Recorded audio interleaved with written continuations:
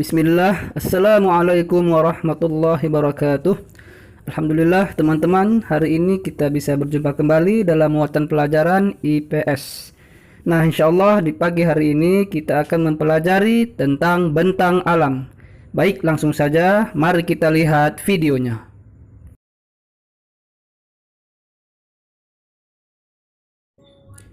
Bentang alam.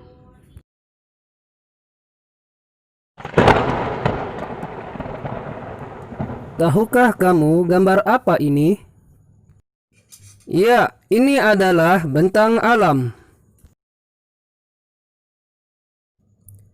Indonesia memiliki bentang alam yang dapat dilihat di daratan maupun di perairan. Pertama, wilayah daratan. Daratan adalah bagian permukaan bumi yang secara tetap atau permanen tidak tertutupi oleh air laut.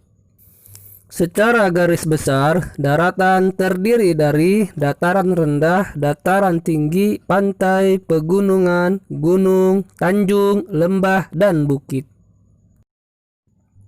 Dataran rendah adalah daratan yang memiliki ketinggian antara 0 sampai 500 meter di atas permukaan laut. Dataran tinggi memiliki ketinggian 600 meter di atas permukaan laut.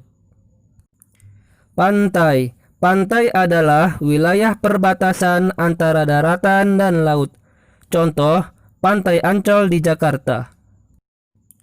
Gunung. Gunung adalah bukit yang besar dan tinggi. Ketinggian gunung lebih dari 600 meter di atas permukaan laut. Gunung terdiri dari gunung berapi dan gunung tidak berapi. Pegunungan. Pegunungan merupakan rangkaian gunung yang sambung menyambung satu sama lain serta mempunyai ketinggian lebih dari 600 meter di atas permukaan laut. Tanjung. Tanjung merupakan bagian daratan yang menjorok ke laut disebut tanjung atau semenanjung. Tanjung berukuran lebih kecil dari semenanjung. Lembah. Lembah adalah wilayah daratan rendah dan cekung yang terdapat di kaki gunung atau tepi sungai. Bukit. Bukit adalah gundukan tanah yang lebih tinggi dari tempat di sekitarnya, tetapi lebih rendah dari gunung. Misalnya Bukit Kintamani. 2. Wilayah perairan. Wilayah perairan adalah bagian dari bentang alam di permukaan bumi yang menempati wilayah luas dan digenangi air. Wilayah perairan dibagi menjadi sungai, danau, selat, teluk, laut, dan samudra. Sungai. Sungai adalah aliran air yang besar di wilayah daratan. Sungai di Indonesia berfungsi sebagai sarana transportasi, irigasi, serta pemeliharaan ikan. Danau. Danau adalah genangan air yang luas dikelilingi oleh daratan.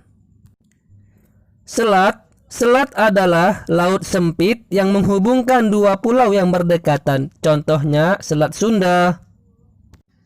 Teluk. Teluk adalah bagian laut yang menjorok ke daratan.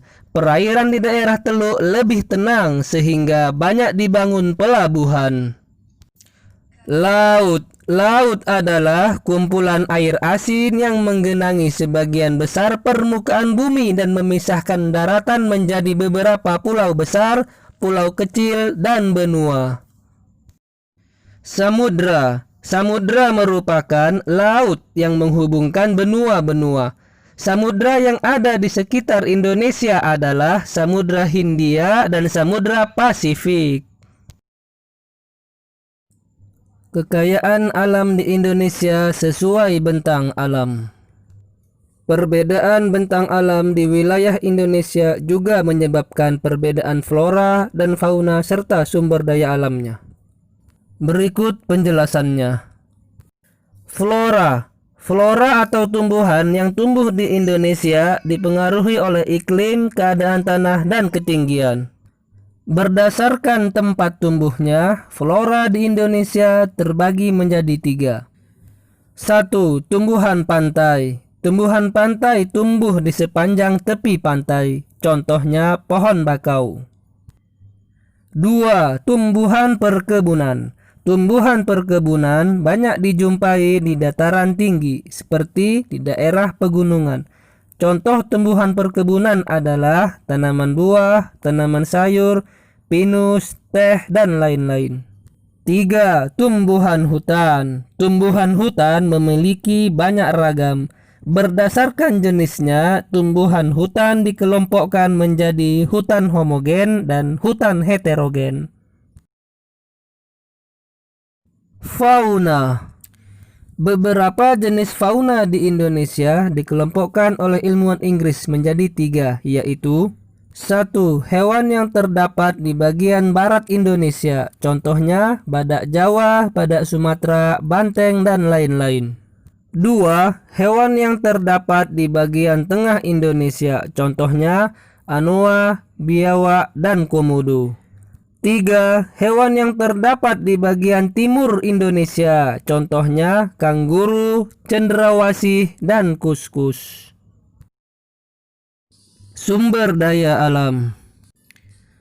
Kegiatan manusia untuk mencukupi kebutuhan hidup disebut kegiatan perekonomian. Kegiatan perekonomian di setiap tempat akan berbeda sesuai dengan sumber daya alam yang ada. Contoh, di daerah yang memiliki tanah yang subur, maka di sana akan banyak dijumpai kegiatan pertanian dan perkebunan. Pun untuk tambak banyak dikembangkan di daerah yang dekat dengan air sungai atau danau. Nah teman-teman, bagaimana? Sudah mulai paham ya? Nah, seperti biasa, agar kamu tambah paham lagi, ya, silahkan buka buku kamu, buku tematik 4C halaman 45. Ya, kerjakan yang IPS saja. Seperti biasa, difoto dan dikirimkan ke GCR kita. Fahim tum ya? Nah, baik, demikian dari Ustadz. Wassalamualaikum warahmatullahi wabarakatuh.